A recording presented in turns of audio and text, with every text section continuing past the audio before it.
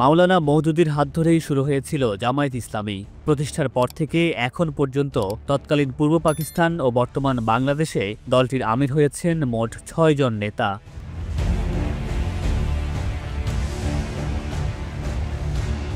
মাওলানা আব্দুর রহিম ছিলেন ১৯৫৬ থেকে ১৯৬০ সাল পর্যন্ত। তারপর অধ্যাপক গোলাম আজম ১৯৬০ থেকে ১৯৭১ সাল পর্যন্ত এবং পরে আবার ১৯৯২ সাল থেকে ২০০০ সাল পর্যন্ত দায়িত্ব পালন করেছেন। এর মাঝে ১৯৭৯ সাল থেকে ৯২ সাল পর্যন্ত ভারপ্রাপ্ত আমির হিসেবে দায়িত্বে ছিলেন আব্বাস আলী খান। এরপর মতিউর রহমান নিজামী ২০০০ সাল থেকে ২০১৬ সাল এবং মকবুল আহমেদ ২০১৬ থেকে ১৯ সাল পর্যন্ত দায়িত্ব পালন করেছেন। আর সবশেষ ২০১৯ ও ২০২২ সালে টানা ২ মেয়াদে আমির নির্বাচিত হয়ে এখন পর্যন্ত দায়িত্বে আছেন ডক্টর শফিকুর রহমান।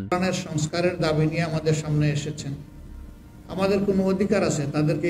ডক্টর শফিকুর রহমানের মেয়াদ শেষ হচ্ছে ডিসেম্বর মাসেই, তাই গঠনতন্ত্র অনুযায়ী তার আগেই নতুন আমির নির্বাচনের প্রক্রিয়া শুরু হবে।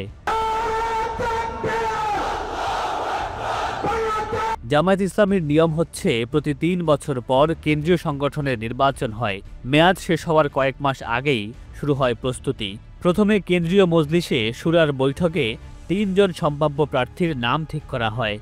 শুরার সদস্যরা গোপনে ভোট দেন, আর যাদের ভোট সবচেয়ে বেশি হয় সেই ৩ জনের নাম জানানো হয় সারা দেশের সব রুকুনদের।